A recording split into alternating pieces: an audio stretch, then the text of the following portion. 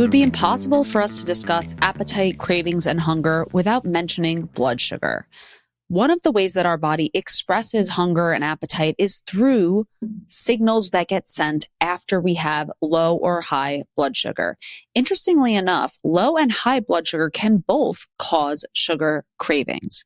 So in order to understand our cravings, one tool that is extremely helpful is using a continuous glucose monitor. I am more than excited to tell you that our sponsor for today's episode is Very, which will help us do just that. Using Very is a great tool to find personalized insights on what works for your body and to truly quiet the diet so that you can listen to exactly what your body is communicating with you. What Very will give you is real-time glucose data with just a simple patch on your arm and an app. Very also gives you personalized insights about that data.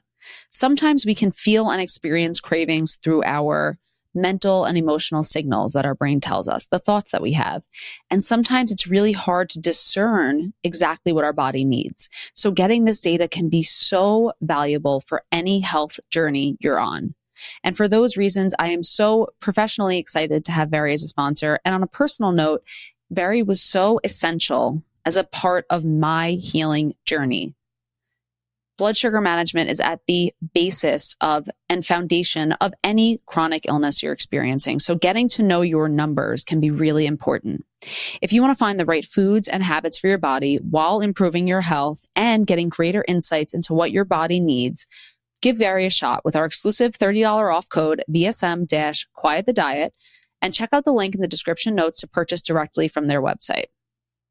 Very also makes it possible to communicate with your coach. If you have a registered dietitian who's utilizing the service, you can communicate with and show your numbers to your coach, which makes those insights extremely valuable. Hi, I'm Michelle Shapiro, integrative functional registered dietitian and host of the Quiet the Diet podcast. I am so excited to have you here. On this episode of the podcast, I'll be sitting down with my staff dietitian and teammate, Nicki to talk about appetite, hunger, and cravings. We will explore why some people experience greater appetite than others and what to do if you're feeling like your cravings are out of control. This episode will center around the physiology of cravings and appetite and hunger. You'll also want to stay tuned for part 2, where we talk about solutions surrounding our appetite. Season 3. We have Nicki back in the house. Woo-hoo. I'm so excited. Woo-hoo-hoo. I'm so excited for season 3.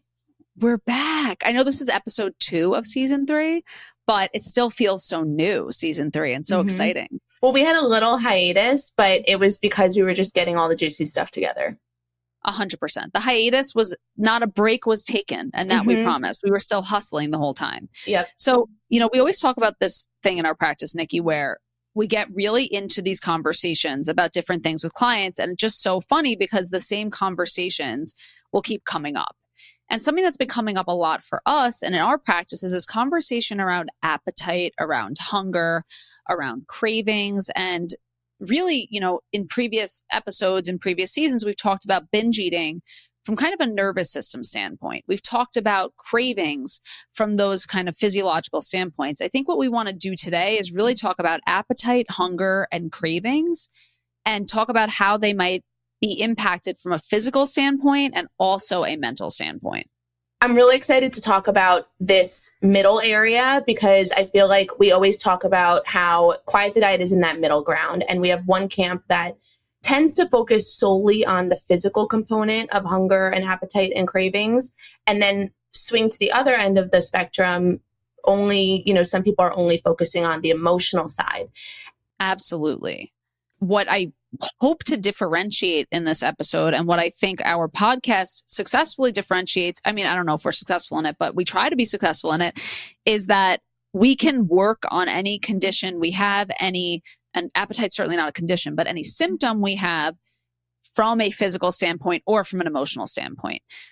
Appetite specifically is something that, from a history vantage point, I think about appetite as being either it's really scary that you have a big appetite or it's really scary that you have a small appetite. If we think about, our grandmothers would be like, oh my gosh, I'm so nervous you're not eating anything. Oh my gosh, what's going on with your appetite? Because low appetite can certainly be a symptom of illness. And having too much of an appetite is something that has been studied a lot because we, in ways of weight loss drugs and in ways of what has historically been studied or pushed out from a drug perspective, really appetite suppressants have been most impressive. So I guess the question that we're going to be exploring today is also, is a goal for weight loss to actually decrease our appetite? Is that something that is effective for weight loss? Is that something that's safe for weight loss? And is the whole thing about weight loss really having this big genetic kind of appetite that people say? Like, I tend to be more hungry than other people. Is that true? Let's explore it. Let's talk about the studies, and let's mostly talk about the mechanisms and the kind of understanding of what our body needs from a physical and mental standpoint. I'm so excited. I'm so excited. I think it's really important too, because a lot of times we hear these words used interchangeably. So we hear people say, I have a big appetite, or I'm really hungry. And in reality, they're a little bit different. So I think it could be useful to kind of define each of these terms before we kind of dive into using them for the next hour. Please, Nicki, can you tell us what definition of hunger we've come up with? So hunger is basically that purely physical feeling of discomfort or weakness caused by a lack of food, empty stomach, coupled with the desire to eat, just as a biological mechanism. Now, appetite is the desire to satisfy any bodily need, but in this case, we're talking about food. So it's more of that desire, whereas the hunger is that physical piece. And then cravings would be a little bit more intense. So something like an urgent or sometimes abnormal desire or longing, like where if you think about how you can't stop thinking about that one thing. And all three of these can be happening from, again, a physical or an emotional standpoint. It seems like you can have hunger without having an appetite. Mm-hmm. And we'll talk about what that looks like. So it's like you're not driven to eat, even though you are experiencing hunger. And there's certainly some ways that our body will help us with that. If we don't have access to food, we might naturally decrease our own appetite with the impending understanding that food isn't coming. So that's really important and interesting. I think a lot of what we're going to talk about of those three terms is appetite today. I think that's what we're really going to be focused on, which is this desire to eat, and whether that desire is coming from a need or a want is what we're going to explore for sure. And then cravings, we're of course going to cover today too, because I think that's going to be important for the listeners and something that really concerns people. And I know that cravings feel especially frightening for people because of that urgency piece of it. And also cravings can feel very irrational. So let's talk about the physiology of hunger and appetite first. There are a couple different pieces that go into, and organ systems that go into how we experience hunger from a physical standpoint, or how we experience appetite from a physical standpoint. So the systems that we're looking at is the brain, the gut, and our fat tissue. Those are the three ways that our body is going to signal and notify us that we should either get more food, get less food, and what types of foods we should be getting. Nicki, do you want to talk to us a little bit about the kind of brain-gut connection when it comes to hunger and appetite specifically? Mm-hmm. So basically, we have these hormones, like you said, being released from different areas of the body, from our fat tissue, from our GI tract, from our brain. And so our hypothalamus, which is in our brain, is communicating with the GI tract through these hormones. So they're like these messengers that are going back and forth. And so we have leptin is released from our fat tissue. And so leptin would be there to regulate our hunger levels and basically increase feelings of satiety or fullness. So the more fat tissue we have, the more leptin we'd be making. And then hypothetically, speaking, the more full we would feel. And so that would be that's leptin coming from our fat tissue and then regulating our hunger levels in that way. We also have ghrelin, which is produced by our stomach. So if you're thinking about, when your stomach is empty, we need to signal to our body that it's time to eat. So ghrelin would be released by our stomach, small amounts by other areas of the body as well. And then it's driving us to increase our appetite, take in more food, and also promote fat storage so that we can save that food for later for energy. And thank you for our leptin and ghrelin talk. When we were in our dietetics program, I remember them describing ghrelin like gremlin. So I would think like it's like a little gremlin, a hunger gremlin that lets you know when you're hungry. When we are talking about any of these things, we have to understand also that we can have a biological need to do something, and then we can also react to that biological need. So there is always human input in these things. It's not like if your leptin or ghrelin are dictating your decisions, but they're going to push you. The reason these hormones and this system exists in the first place is because our bodies are so brilliant that they really want us to keep a level of homeostasis when it comes to weight. They want us to keep balance, and they want to keep us, I say this almost every episode, alive. Our bodies want to keep us alive. That is a primary goal of our bodies, is to keep us alive.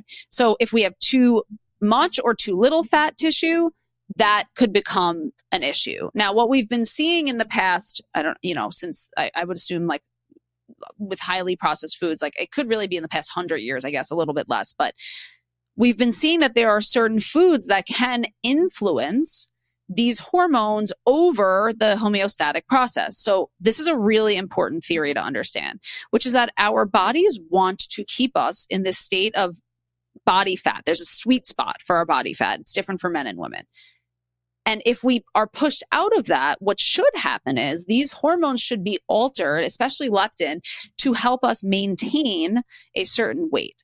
So I find it very interesting when people say I am genetically predisposed to gain weight. There's definitely genetic basis for weight gain, but it matters a lot of what environment is placed on that genetic basis, right? We always say, this is the thing you've heard on every functional medicine podcast. Every listener has heard that genetics loads the gun and the environment pulls the trigger, right? So the thing that pulls the trigger for these hormones to be altered is really two things: these hyper processed foods, and the end result of those being inflammation. So what can happen with these hormones that are meant to keep us at a certain body fat level, a certain weight, is that they can become altered so that the signals start getting wonky. And that happens with rapid weight loss, that happens with weight gain, that happens with the consumption of these foods. Overall inflammation, even environmental toxins can cause and influence this. So what happens is that you might have the right amount of, let's say, this leptin hormone, which again, when you lose weight, leptin adapts, it drops to meet the body fat or weight level that you're at. What ends up happening is when leptin goes low, the body goes, oh my gosh, now I need to increase food need to make sure that this person's staying in homeostasis, and I'm going to slow down my metabolic process. So again, anytime that our body goes in either direction, ideally what would happen is we would actually gain weight. And then when we gain weight, our appetite would actually decrease. That would be the goal, because then our body would say, hey, we've had enough. But what happens is there's certain chemicals in food that can, and inflammation itself, that can push and make these leptin receptors resistant, which means that the more weight you gain, actually, the more weight you would continue to gain. And we know like Prader-Willi syndrome, which we now recognize as a leptin disorder, is when people have like an insatiable appetite no matter what. And I think about, again, with leptin, it's not only the total amount that you have, but it matters if your body is recognizing that you have it. So the leptin is just a really important hormone to understand. It's really important to understand that it doesn't really matter if you're at the right weight. Your set point, that weight that your body thinks you can be at, can continue to increase if we continue to be inflamed and if we continue to blunt those signals. Did I miss anything in that theory, Nicki? Anything you want to add? No, I'm glad that you brought up the leptin resistance piece, because there can be, as we said, it is a direct correlation with the amount of fat mass that your body has. But we could have two people with the same fat mass and different reactions or responses to leptin, because one may be leptin resistant and the other would be more sensitive to it. Absolutely. And from a weight loss perspective, I know this focuses really on appetite, and there's a direct correlation between leptin and appetite. There's a direct correlation between ghrelin and appetite. But when it comes to weight loss, something I've spoken about on other podcasts before is this Biggest Loser study that was done, which was that they followed 15 contestants from The Biggest Losers, came out in 2016. And of the 15, a majority of them, I believe it was 14 out of 15, either gained all of the weight that they had lost or had not, they had not kept off at least 50% of it. It was like 50% or more they had regained. And I guess the initial thought that people had was that they kind of got home from the ranch and started eating like crazy, stopped working out. And that really wasn't the case at all. What happened was their metabolisms had adjusted so drastically that their body was driven to the state of a slow metabolism, and their metabolic rate had decreased rapidly. and at the same time, a much higher increased appetite. So they weren't all acting on that appetite, by the way. They weren't acting on that hunger, but they still were regaining the weight. So it was a very upsetting study, by the way, but it let us know a little bit more about this leptin and leptin resistance piece and how that influences appetite and hunger. So it's just really important to understand, again, that, and you think, by the way, there's a diet called the leptin diet. And the leptin diet really focuses on eating very bland foods so that you're not combining things in this very hyperpalatable, high dopamine kind of way that can really help. It's purported to help with leptin levels and also can help with appetite and hunger. So I know that we spent a nice chunk of this time talking about leptin, but it's one really important way that our body regulates appetite. And for you to understand that if you are in a larger body and you're like, why is my body not stopping getting larger? Why is my body continuing to want those things? It's because your body might not be recognizing that hormonal signal. So I know that was a lot to bite off. And thank you, Nicki, for walking us through it too. And so as important as leptin and ghrelin are in terms of hunger hormones, there are other neurotransmitters, other hormones in our body. From a physical standpoint, we're definitely going to get into the emotional and the social standpoint. But from a physical standpoint, there are other things that also can affect our appetite. One being, I think this is a very commonly discussed topic, I believe, when it comes to serotonin. So as you were saying with processed foods, specifically refined sugars, refined carbohydrates, our body starts to learn this response of consuming carbohydrates, particularly refined and processed carbs.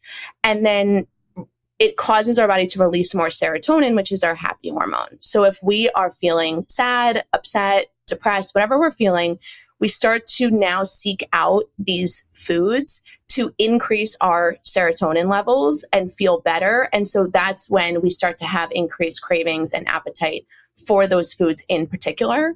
And serotonin also reduces pain and regulates our mood. So even if we're in physical or emotional pain, we have that physiological response to seek out these highly palatable, highly processed foods to make ourselves feel better. Yeah, this is a really important piece that, again, we're pulling together, which is that we have, again, these basic biological needs to stay alive, biological need to maintain homeostasis. But when these newer foods were introduced to our bodies, they kind of were better than homeostasis. Our bodies were like, wait, if we can be balanced, or we can be amazing and we can feel really, really good. So it's super normal to also want or crave these foods more. And it's also a challenge that's been unique to us in the past 100 years, I believe. Because whereby in the past, you might have gained weight from eating whatever, like more whole, real foods. Now the weight gain is accompanied by this hormonal change, which also then leads to more weight gain and puts us in this pretty tough cycle. And I think just having this, I keep hammering it in, but having this one baseline understanding that our bodies do not want to gain weight, but that things can influence us to want us to gain weight, and to override that homeostatic process is really, really, really important to understand. Thank you for adding that too, Nicki. That's super important. And then when it comes to hormones, again, we're talking about this physical piece the hormonal piece. Of course, things like insulin can, like you said, because of those carbohydrates, insulin can influence our appetite as well. So can cortisol. And let's talk a little bit more about cortisol specifically, Nicki, and how that influences our appetite. Yeah, so cortisol also is our stress hormone. It also, when we are stressed, as I kind of said before, a little bit about the serotonin piece, our body, so acutely, which, in the short term, high cortisol or high stress actually suppresses our appetite. So that's in a situation where you might find, a really, something kind of hits you really hard that day, and all of a sudden you realize it's been hours and you haven't eaten anything. So that's that acute level of stress. Now when that is present chronically, which is unfortunately most of our lives, especially in New York City, we are noticing that cortisol increases our appetite over time for specifically those hyperpalatable, really high fat, calorie dense foods. And it also activates that reward center in our brain. Now, what was interesting was there was a study published in the journal Addiction in 2022 that showed that this response actually becomes it perpetuates itself over time. So first we have a response to seek out these hyperpalatable foods when our cortisol is chronically elevated. But now the more we engage in that behavior, the less satisfaction we actually get from that food. And so then we actually need to eat more to get the same response. So this is now a programmed response and cycle that's happening.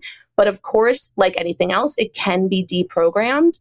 It's just a matter of kind of pulling back from those foods and creating a different kind of like breaking that cycle, which we'll talk about. But that's, if you find yourself in that cycle, it is a physiological, it has a physiological basis.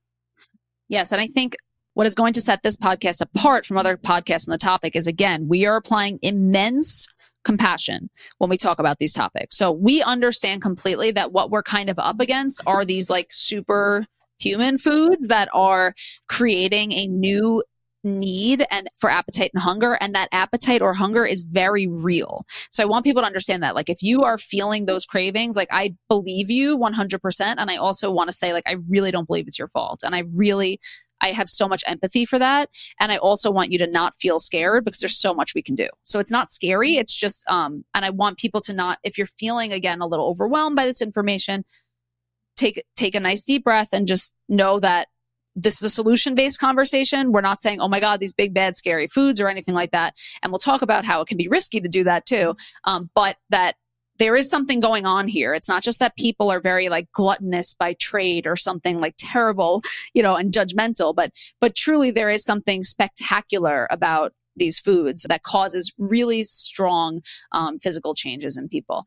And I think what immediately from a quiet the diet perspective jumps out to me is, if someone liberalized kind of all of these food restrictions, would adding these foods in eliminate all of their cravings?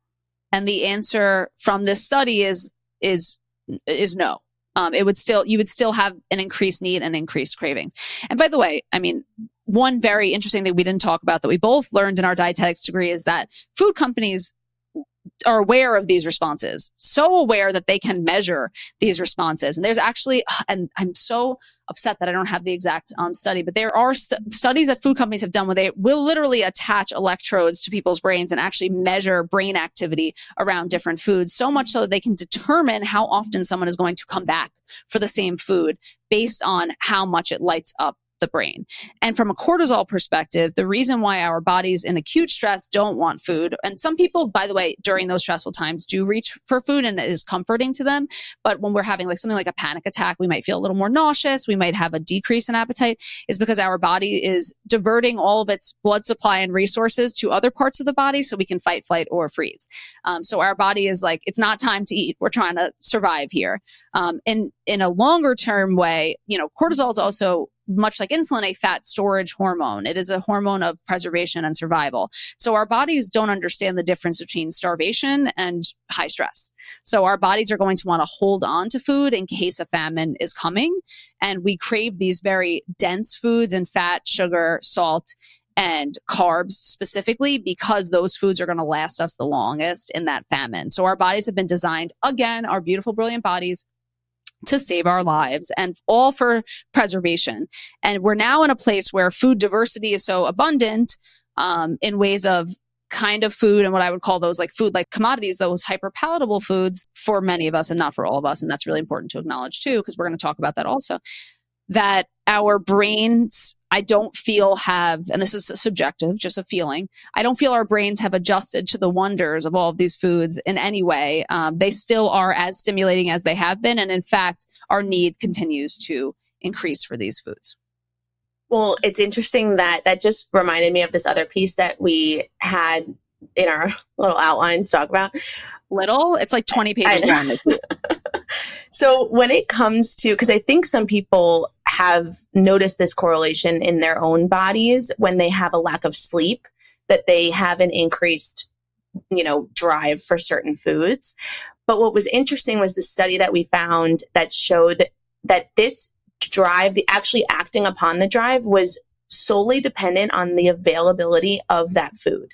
So at least in the setting of lack of sleep, because that's what this study was looking at, when we are more sleep deprived, and it's also directly correlated in like proportionally. So the more sleep you lose, the more appetite you have for these highly palatable foods.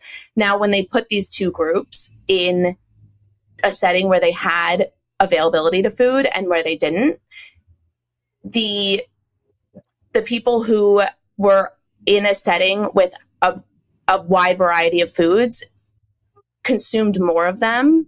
And so if we're taking that out of context of the study and kind of putting it in context of our real lives, the availability of these foods and the access that we have to them is part of the puzzle. So again, as Michelle was saying before, it's not, sometimes we can feel like, oh, I just don't have willpower, I'm not disciplined enough. We are at odds with this multi-billion-dollar industry that's shoving these advertisements in our face. We're constantly surrounded by certain foods. And so that's when, we also have to notice that it isn't just your willpower. Like there are other pieces at play, whether it's that social piece or this physiological aspect. And let's just, in ways of food availability, accessibility, and what we have in front of us, what kind of would verify this on a more epidemiological level is if we think about food deserts or food insecure neighborhoods of people, the likelihood of disease and weight gain or being in, I'm going to put in quotes, the category of obese, because we know it's a term that can be triggering for people. When we think about that, the likelihood of being in those neighborhoods and having food insecurity and still the only food you actually have available to you is the hyper-processed foods, it begs the question that we always ask is like, how do people have low access to foods gain weight? And it's because the likelihood that you're going to be attacked and hunted by these food companies is even higher in those neighborhoods, and the access to fresh meat, fresh fruits and vegetables actually goes down. That's what actually would make it a food desert, is actually access to more of those foods versus access to just the hyperpalatable foods. So I think that it's disproportionately gross, I don't know the word, like horrible, and also lets us know that, again, weight gain is less, no matter what financial situation people are in. And of course, marginalized people are going to be in a harder decision-making position and in a harder marketing position. Unfortunately, they're going to be marketed to harder. It lets us understand more of why those foods are an even bigger concern, which is really frustrating. It's, and you were looking for the word, it's like predatory is what it is. It's totally predatory. Yeah. I know I'm being gentle because it's a podcast episode, but it's like grotesque. I mean, that's, and that's the truth, and why people have always asked or not understood why people encounter more chronic illness or encounter more weight issues or are obese in those conditions. And it's because of, even you can have a deep nutrient need and a deep physiological need, and these foods will give you the most bang for your buck in ways of calories and nutrients, but they create an entire storm of appetite and weight gain issues. So again, a little depressing. I know, I understand. Reality's, not what I expected when I was a kid, but certainly something to acknowledge, and certainly, if anything, should give even more empathy and less judgment to people who have lower access to foods. But again, like you said, Nicki, what's in front of you and what's available to you is what you're going to eat. For many of us, the only thing available to us are these hyper palatable foods and these highly processed foods. So the accessibility to processed foods is at an all-time high, and our ability to buy it is at an all-time high. So it's also going to create an environment where it's extremely hard to kind of fight against what we're seeing from an appetite perspective. But as we know, as we mentioned earlier, when we start to break that cycle and choose when available to us, more unprocessed, more whole foods, we start to then crave those hyperpalatable foods less because they have more of an impact on us. So, there is some of this power that we can take back when we have access and when we have availability to break into that cycle and kind of shift our appetite. It's kind of like in a combination of all of these hormones and neurotransmitters. It's working on that physiological level to then affect our appetite in a positive way, in a way that we seek out foods that are more nutrient rich. And so you're not I know it feels like you're stuck in this cycle and that it's hard to kind of see a way out when you're in the middle of it. But just know it's just that putting one foot in front of the other and just making each time you have the option to make this choice, you're slowly just stepping one step at a time outside of that cycle. Oh yeah, I think we have 100% of the power. I think that we are the powers that be. I don't think the system is the powers that be. I think we are the powers that be, honestly. And I agree with you completely, and I appreciate you saying that too. It's interesting because, I feel if I were to kind of classify where we're at as a nation right now, I'd say we're like overcaloried and very undernourished. I think we are very lacking in nutrients, and very overstressed, which makes you deplete nutrients quicker. And I feel that we have too many, it's not calories, but it's too much food to nutrient ratio, essentially. Too much calorie bang for your buck compared to nutrients. So it's interesting when people talk to us about cravings from this physical standpoint. If we kind of switch the conversation to cravings a little bit, I think people feel really compelled to think that cravings come from specific food needs. And it's really interesting because we now know that foods themselves can cause cravings. But there are some instances, Nicki, where food cravings are actually from this deep biological need. But I think people are, before they start a somatic or an intuitive eating journey, they're trying to understand, what does my body need from a nutritional standpoint? And there's so many things that can make that signal wonky. It's not always reliable. Sometimes we have to take action first, and we just have to say, hey, I'm not going to eat, hyper processed foods for a little bit or whatever it is. And then the body signals can come back online. But because those foods change our physiological signals, we can't actually understand our cravings. I do want to talk about cravings from a very physiological sense first, before we talk about the hijacking of foods. As an example, let's go through, pica's really interesting and always been interesting as a dietitian. You learn in school a lot. Let's talk about pica. So pica is, if you haven't heard of pica, it's a craving for a non-nutritive substance. It just means a non-food craving. Now, it's typically seen in iron deficiency anemia, also instances in pregnancy, also in instances of low zinc or calcium. And we know that supplementation with these nutrients stops the behavior. And so this might come in the form of a craving. I think they actually had a show on MTV at one point. My Strange Addiction. Yes. I was just about that. Yes. I literally was thinking about it. I'm the people who, I just saw an episode of that recently. I think it's on one of the streaming channels now. And the man was addicted to tuna fish, and he would wipe it on his face. And it was very, very funny, and very interesting, but also felt very bad. But yes, My Strange Addiction is people consuming non-food products. I wonder if we ran a nutrient panel on them, what would come up? Yeah. And I know that there was an episode, and it's exactly listed in pica: ice, dirt, soil, laundry, just stuff that it's there's kids that eat the wall, just stuff that they need to chew on. And so in that instance, yes, that behavior is caused directly by a nutrient deficiency. There's still question as to why exactly that's happening, what the actual mechanism is for that. But that is one example of a very clear distinction between deficiency and craving.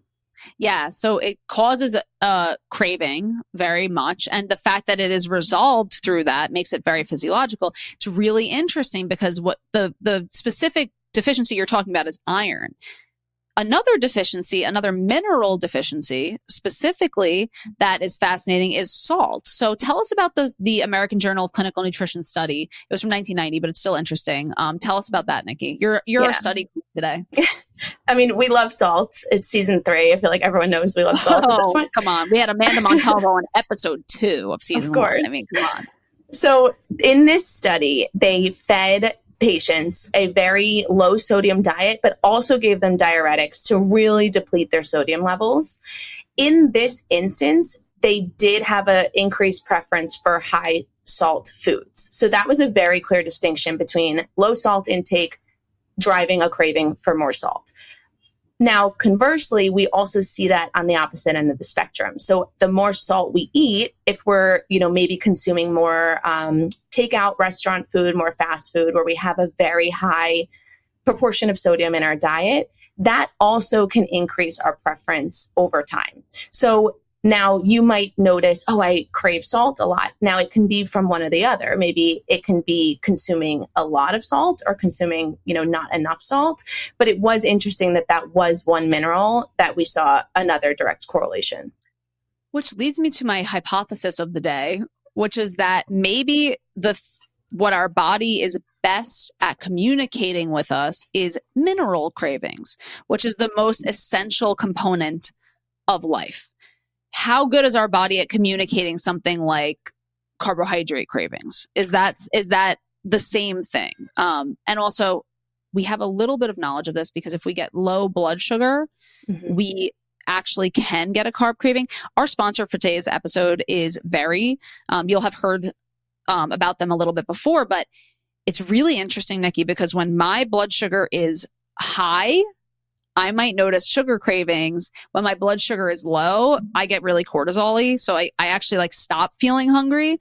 So it's interesting because I don't always trust necessarily a sugar craving could be either for me. It's really interesting. And like you're saying about salt, I definitely experience that for myself, which is why I've gotten so much information from continuous glucose monitors like Very, specifically Very, because I get that body feedback to understand, and then I can read those signals a little bit clearer. Now, I think listening to your body is paramount, but sometimes to just weed out those signals, it's really powerful to have a tool like that. So tell us a little bit more about carbohydrates and kind of let's move on from minerals and talk more about cravings when it comes to carbs and protein and fat.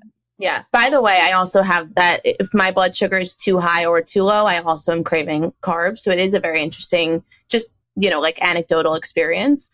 But now when it comes to macronutrient, having a low intake of certain macronutrients and that driving cravings, the studies are a little bit more inconclusive, but there was a study in the journal Appetite from 2006 that showed that they restricted carbohydrates, but actually complex carbohydrates. So fiber-filled carbs, not just refined carbs. The ones that most nutritionists would recommend, like those kind of foods. Yep.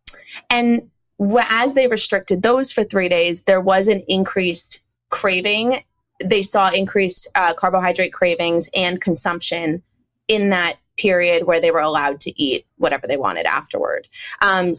And we know our body runs on glucose. Our body needs carbohydrates to function. So that makes complete sense that we don't have enough for 3 days and we're going to have an increased drive and increased consumption afterward.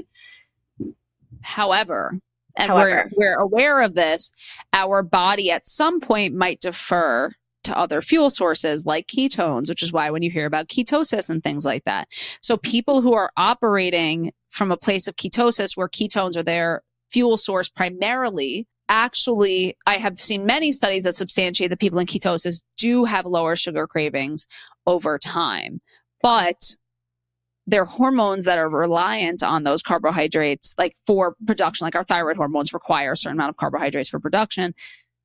The craving gets blunted so much that we might not know that we need those carbohydrates. And this study only restricted for 3 days. So it can be a situation where we know that it does take a little bit of time to get into ketosis. So I'm curious if, like you had mentioned, if they dragged this out a little bit longer, if that would have shifted the impact afterward. It's really hard to just rely on this is so, I don't like what I'm about to say, but it's true, is that it's so hard to rely on just our body signals to understand everything that's going on. Because also when you restrict carbohydrates in the beginning, you actually can get a surge of energy and then a really quick drop off, or it could be hurting you on the back end by altering your sleep, your anxiety, your stress hormones, things like that. And you might not notice it for some time. So I think experimentation is really important with diet and to notice how you feel. But sometimes how you feel is not the whole picture. Sometimes it's just important to know, if I have hypothyroidism, I need to have X amount of carbohydrates in a day because that's how much it takes for my thyroid to function, usually like 130 at least. And notice, which is a lot more than ketosis. So I think that's the complicated part of the macronutrient piece of the puzzle, which I think is one of those missing pieces of intuitive eating too, which is that if you liberalize all food restrictions and you eat in a way that you access your hunger cues, I don't believe our hunger cues always tell us the full picture of what might be going on. And you might have some sort of deficiency, and let's say you had a vitamin B12 deficiency or something like that. You might feel really anxious and have numbness and dizziness and things like that, but that doesn't translate into I need to go have a piece of meat.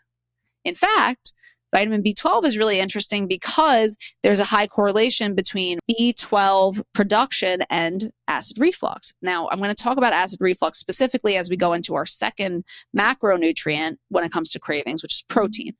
Protein is one of the most complicated nutrients when it comes to cravings because it is one of the most satiating. It is the most satiating macronutrient, which means that we feel the most satisfied when eating protein from a hormone perspective, like we were talking about from ghrelin and leptin, from that kind of more ghrelin and CCK and other gut hormones.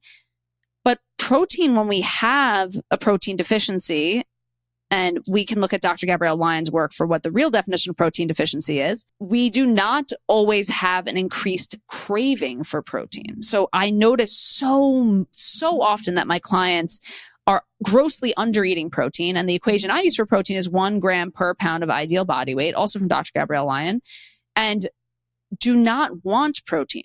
They do not want to eat animal meat. And what happens is our body, when we have lower stomach acid, which can happen over not consuming enough protein over time, not having good bile flow, a bunch of different reasons, any kind of, again, toxicant, anything like that, we actually crave less protein. And this is our body's way of, again, yes, you can imagine it, saving our lives, right? We don't want to introduce a lot of protein in a place where we can't break it down. So our body stops craving it as much. So there are some things you just kind of have to do with your health that are right, and then feel the benefits later on, because in the short term, you might not feel good listening to those cravings or things like that. Like if you're on a long-term vegan diet, you are going to stop craving protein, most likely, but it doesn't mean you don't need it. You need it more. It's just that your body doesn't think that it can incorporate it.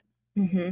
And that's why those are the only studies that we really had in this section of the podcast, because there's just not conclusive. So like what you said about this, I mean, really what Quiet the Diet is all about is pairing, yes, listening to our body, figuring out what our body needs, but also pairing that with this concrete nutritional science information, because we really do need the two, especially in this modern world that we live in. We really do need to pair the two together to have optimal health and optimal body organ function. So we have to, half the time we have to do the stuff that we know is good for us. Like I love that there was like this Instagram trend where people were like, I'm going to drink my stupid water and go on my stupid walk. And I like thought that was the cutest thing, because sometimes we just have to do the things that we know are important for us and find a way to make them palatable and doable. And then sometimes we can just rely on our body cues. This is the beauty of all of this. The more that we do the things that are awesome for us and we correct what's going on underneath, the more clear our body cues become, and we can listen more clearly. By the time clients come to work with either of us, Nicki, they usually don't have clear conversation between their body and brain. It's the same way where if someone has like a histamine intolerance, that can cause panic attacks. And it's because we're not understanding what is that symptom showing us. And I think that when it comes to cravings and appetite, we get mixed signals because of this complex hormonal cascade, because of all of these different, areas where we're getting information. And so sometimes we just have to do stuff and then also feel at the same time. And sometimes we just feel. Mm-hmm. So let's talk about drugs. From the kind of physical weight loss camp and the physical appetite suppression camp came a lot of these drugs that really focus on just that, appetite suppression. We've never done a mention of it. Let's do a little mention of the GLP-1, Ozempic, Mounjaro, Wegovy, the drugs that you all heard of before. Why were these unique or interesting from an appetite perspective? So GLP-1 are very interesting because they're interacting in many different ways to increase our levels of satiety. So many of the components that we talked about earlier in this episode, they're acting on. So they're interacting with ghrelin and leptin, our hunger and fullness hormones. They're interacting with that reward center in our brain. They're also influencing the beta cells in our pancreas, which are the cells that produce insulin. So I think what was unique about these drugs is that they created a very specific and noticeable decrease in not only people's appetite, but the diet chatter that people felt. Oh, I want this food, and those cravings and everything like that. That seems to be wildly successful for some people and not as successful for other people. What I think of course, the concern always is Nicki, when you go off of these drugs, does that support end? Do you need to continue the drugs, or is it making legitimate, hormone alterations that are permanent to help with appetite?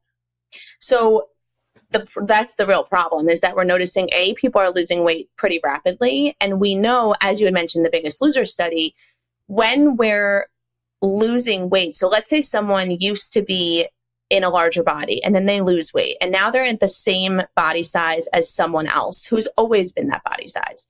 Their levels of leptin and ghrelin are different. So they never go back to where they should be in someone who has always been that body size. So now we're kind of faced with this double whammy where now our appetite is increased. We're at this lower body weight, but we have more of a drive for food. We're thinking about food more. And now we don't have that external support from the drug. And so it can be very, very, very difficult to maintain that weight loss over time because of those drivers that are really pushing us to reach for food.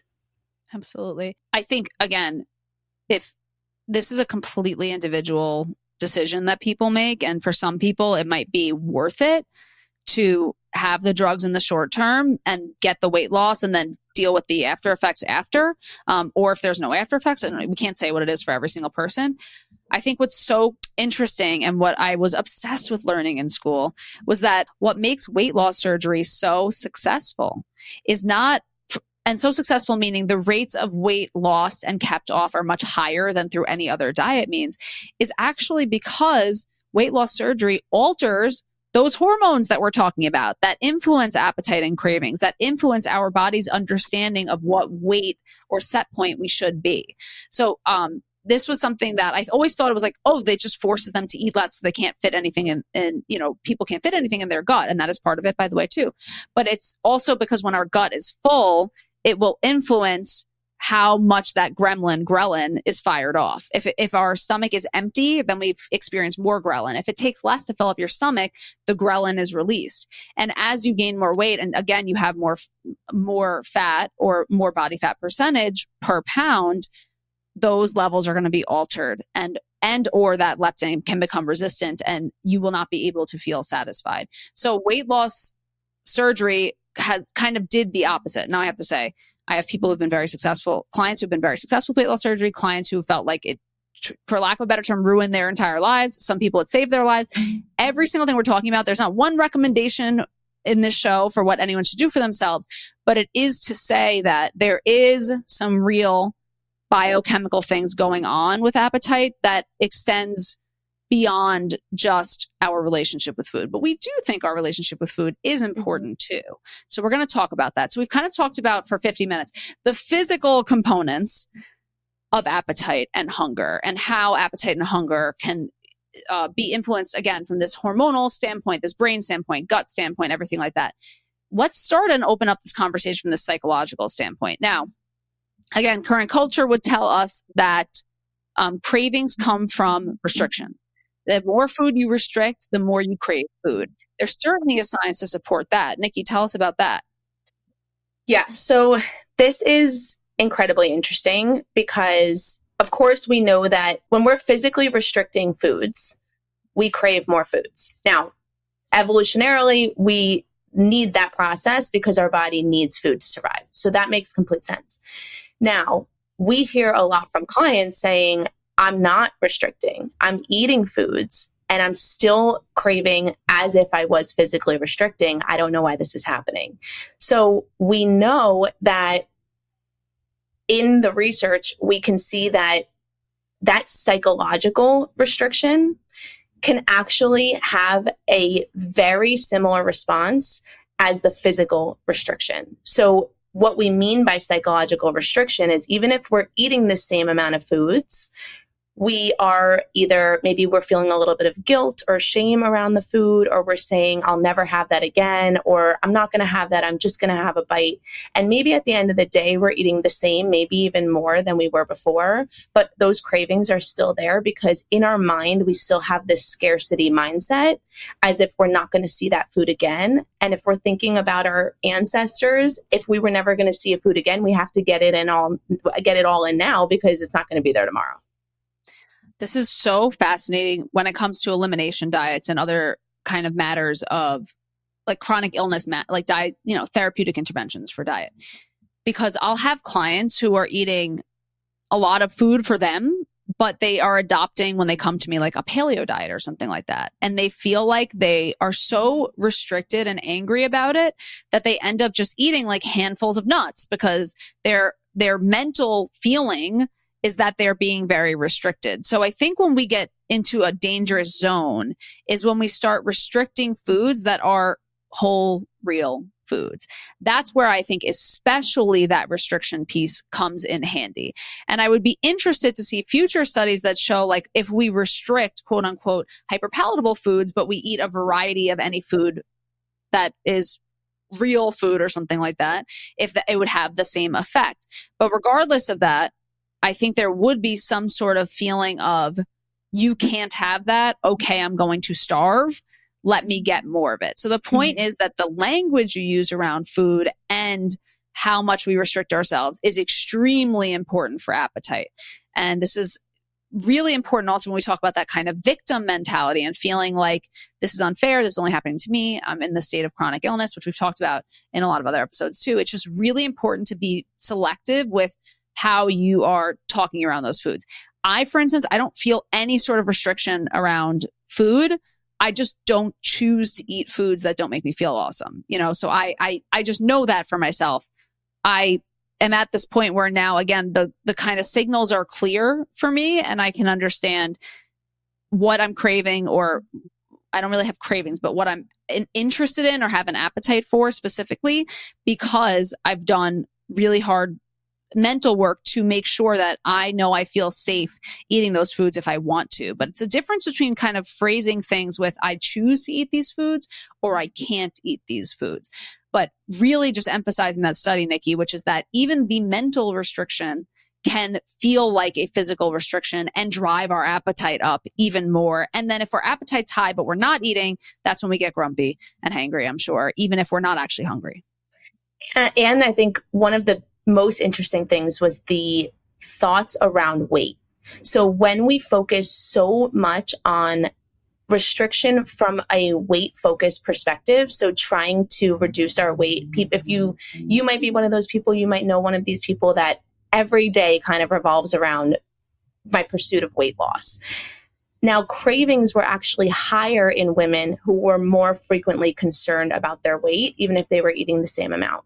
So as you said, Michelle, if we shift that focus away from that urgency about weight loss, if we're shifting that into, okay, let me take a step back, maybe give myself a month or two to really just focus on what are my body sensations? How do foods actually make me feel?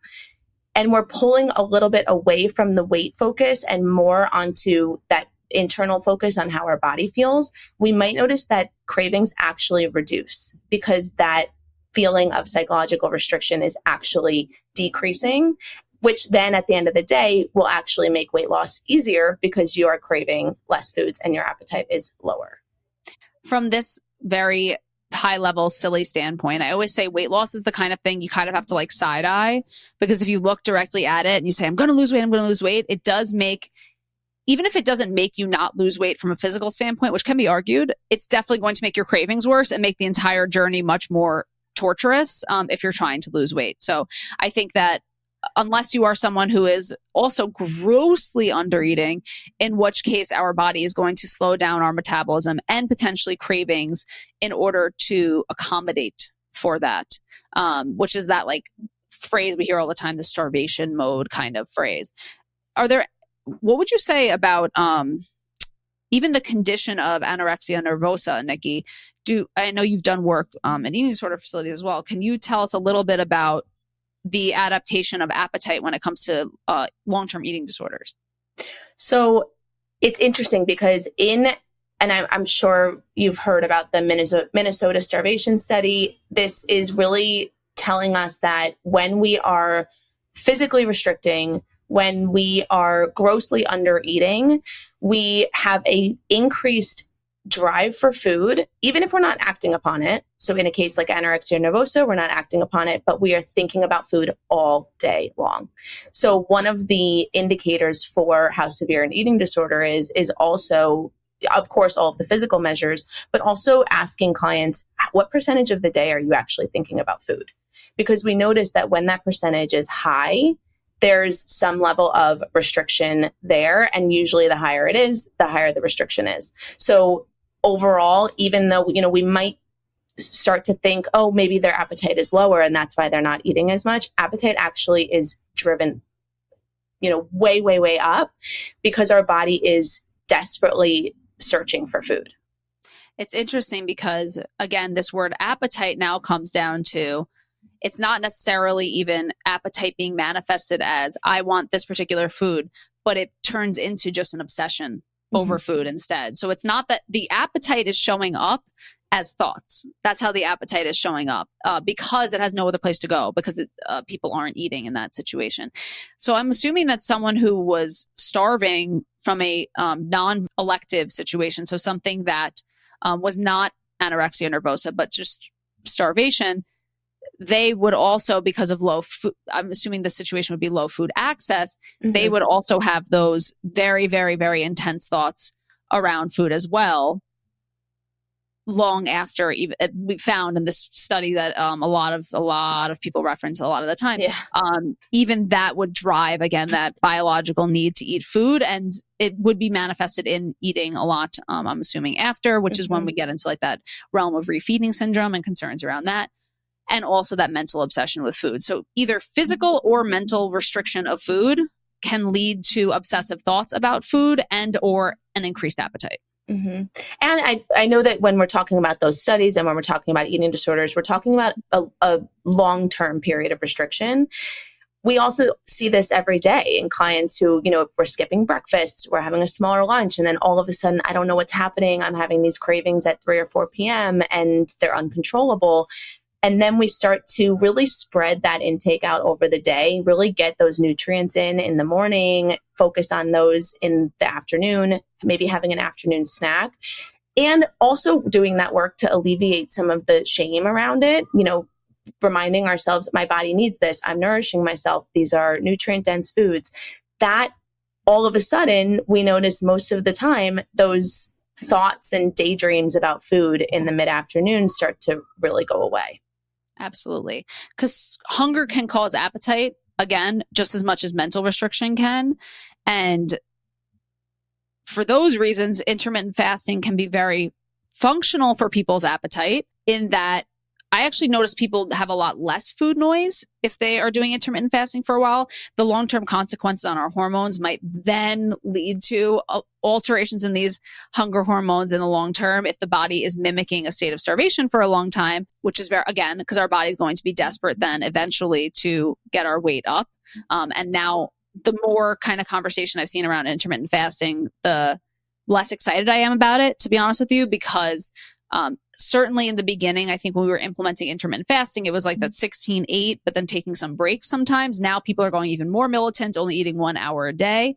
And I think that certainly I noticed the alterations in people's hormones, especially women's hormones, especially menstruating women's hormones, and how detrimental it can be on those exact hormones that cause hunger in the long term. So while you might have your hunger kicked for a little bit because your blood sugar is lower and you're not having those fluctuations, and your body is allowed to, enables autophagy and all of those positive things. In the long term, I still question the influence on our hunger hormones and everything like that because it influences insulin, cortisol, and all of those things, for some people positively and for some people negatively.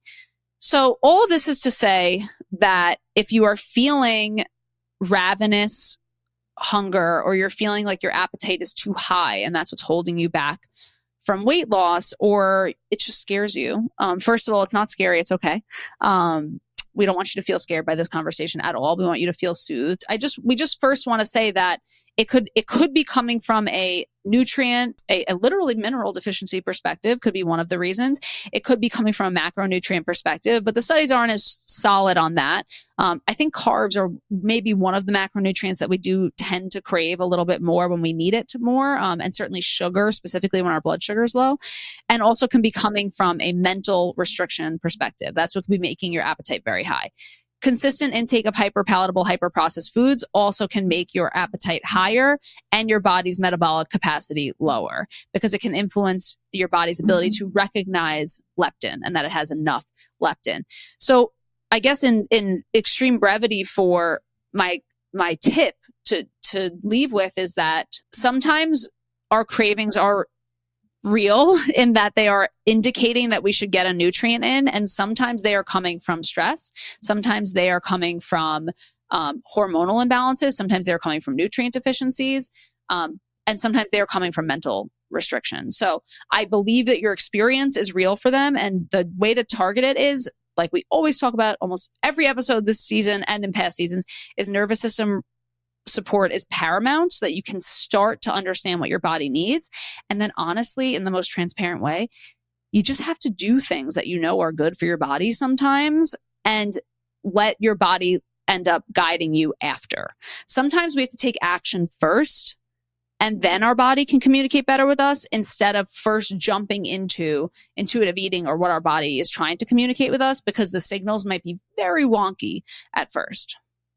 And I think too, as you're doing that, really just, and again, this is way easier said than done, but focusing on it from an additive mindset. So thinking about what can I add that will give me extra nutrients versus what can I take away? Because we know that once we start thinking about what we're restricting, that's when we start to get into that territory where it becomes a lot harder with thinking about food more and our cravings are increased. The other component too that I wanted to mention is, if you can't distinguish between hunger and appetite, if we're talking about these two words and you're like, I don't know what's what, I feel like they're both the exact same, start to journal after you're eating. So I find that sometimes in that moment beforehand, it's really difficult because things feel a little more urgent. So just journal what each feels like after you've eaten. Was that more of a physical hunger? Was that more of an appetite or an emotional hunger? And as you start to journal what these things feel like in your body, you'll start to put those pieces together and make those connections, which will then help you in the long run. Absolutely.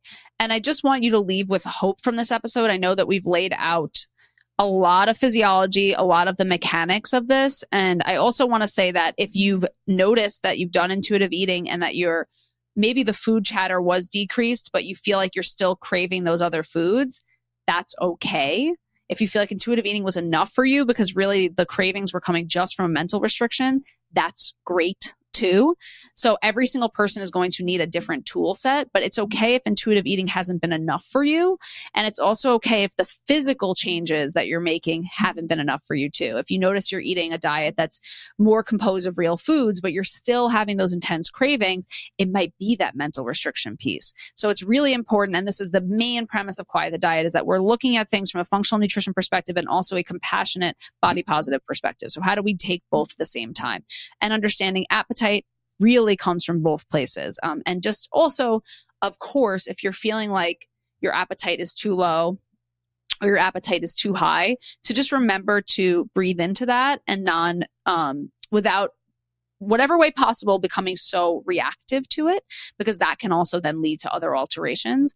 Really being curious around your hunger and appetite as opposed to being judgmental or fearful. I know this is easier said than done, but we're just giving you these very, very high level tips. I love that suggestion, Nicki, on what people can do to journal. And the other piece of it that I know we've brought up is, if you can't quite understand your own signals, even with journaling, even with intuitive eating, even with making diet changes, you can use trackers of some kind. Again, a continuous glucose monitor to give you a little bit more insight. I love like my Oura Ring. Like, you can use other tools if they're accessible to you and you want them, to better understand your body.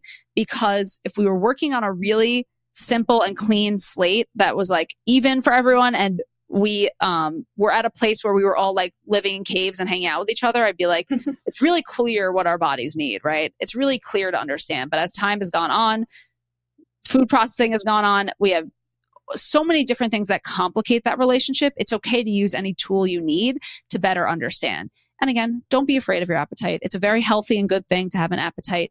And if your appetite feels too strong, there are many things you can do to experience it and release the tension of it, and then also ultimately transform it.